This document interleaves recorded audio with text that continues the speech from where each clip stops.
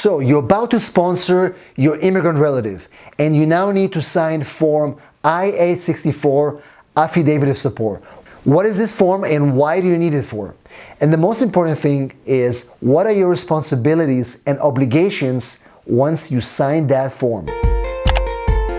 Essentially, by signing Form I-864, you're making a legal promise to support financially the person that you're sponsoring for a green card.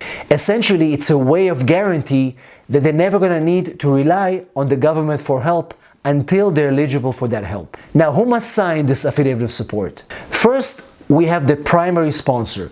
You as a US citizen, if you marry a foreign national, or if you're going to sponsor your parent or your child, you as the primary sponsor will have to fill and sign Form I-864. But also this form applies to a joint sponsor. For example, if the primary sponsor is not making enough money, he is not able to financially meet his obligations, then a co-sponsor, also known as a joint sponsor, can come in and sign that form. And the same obligations I'm going to explain to you in a minute will apply both to the main sponsor as well as the joint sponsor. Hey guys, if you're enjoying this video, please do me a huge favor. Subscribe to my channel so you don't miss any of our videos and our live streams. All you have to do is click the notification bell so you don't miss any of our videos, and also give us a big like so YouTube will be able to show this video to more people just like you.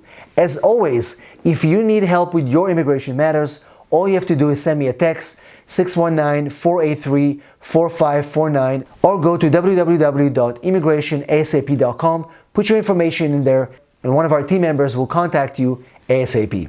So, who is eligible to be a sponsor? First of all, you have to be at least 18 years old. Number two, you must be a US citizen or a green card holder.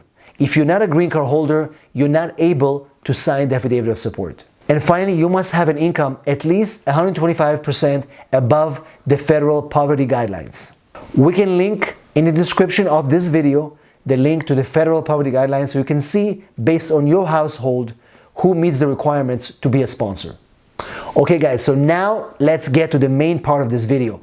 What are the key responsibilities and obligations of a sponsor who signs Form I-864 Affidavit of Support? First of all, the sponsor must ensure that the immigrant maintains an income of at least 125% above the poverty guidelines. If their income falls below that, must be able to provide financial assistance. Now, this is really important to know because all the risks and obligations essentially come from this point. Because if the immigrant that is being sponsored falls below the 125% poverty guidelines, then the sponsor must step in. Now, what if you don't? If you don't step in, then the immigrant can, number one, sue. The immigrant can sue the sponsor for failing to provide the financial support they signed on that form. Number two, if the sponsor files for bankruptcy, that's not going to help.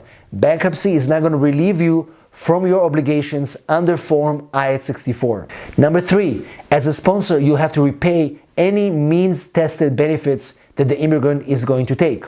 And this will include Medicaid, SNAP, and SSI benefits. Those will have to be repaid by the sponsor. Well, now you ask this question, when will my responsibilities as a sponsor end?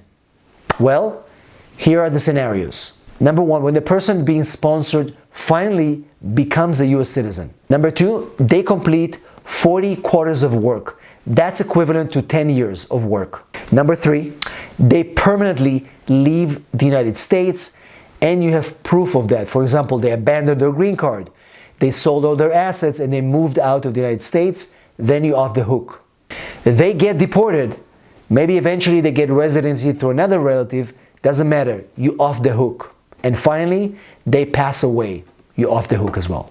What happens if you guys get divorced? You filed for a spouse, you were the sponsor, and now there's divorce. Are you off the hook? The sad answer is that divorce does not end your responsibilities under Form I-864 Affidavit of Support. The bottom line, guys, is I-864 is a legal binding contract. You have to read it carefully and understand your obligation and the duration of time that you are on the hook for sponsoring an immigrant. Also, specifically for joint sponsors, a lot of joint sponsors are not really familiar with the actual immigrant. make sure before you sign an affidavit of support as a joint sponsor to understand what are you signing, who are you signing for, and understand exactly the things I just told you, how difficult it will be for you to release yourself from these obligations once you sign that document. Once again, hopefully this information is helpful. If you or anybody that you know is going through the immigration process and you need help with this process, just send me a text, 619-483-4549. I'm here for you. Book your consultation and let's go through this journey together. Thanks for watching, and I'll see you on the next video.